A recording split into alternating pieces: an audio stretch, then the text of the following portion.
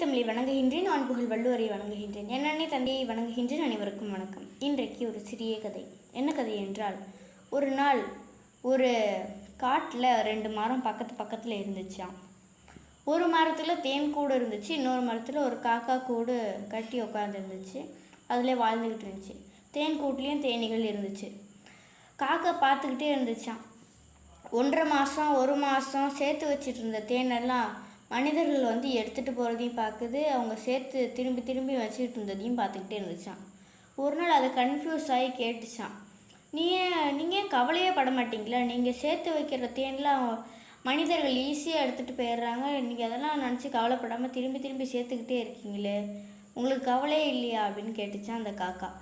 அதுக்கு அந்த தேனி சொன்னிச்சான், நாங்கள் சேர்த்து வைக்கிறத மனிதர்கள் ஈஸியாக எடுத்துகிட்டு போனாலும் எங்கள்கிட்ட இருக்க தன்னம்பிக்கையும் ஹார்ட் ஒர்க்கையும் யாராலையும் எடுத்துகிட்டு போக முடியாது அப்படின்னு சொல்லிட்டு சிரிச்சுக்கிட்டே பறந்து போச்சான்.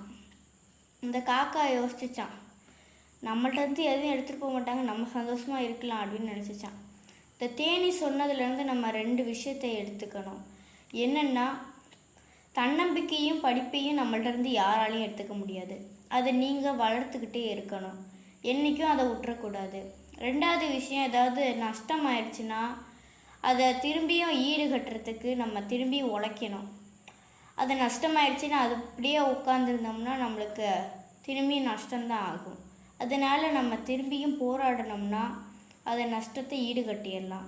இந்த 2 விஷயத்தையும் நீங்கள் வாழ்க்கையில் எடுத்துக்கிட்டிங்கன்னா நீங்கள் தான் வெற்றியாளர். இந்த கதை அதை தான் கூறுகின்றது. நன்றி, வணக்கம்.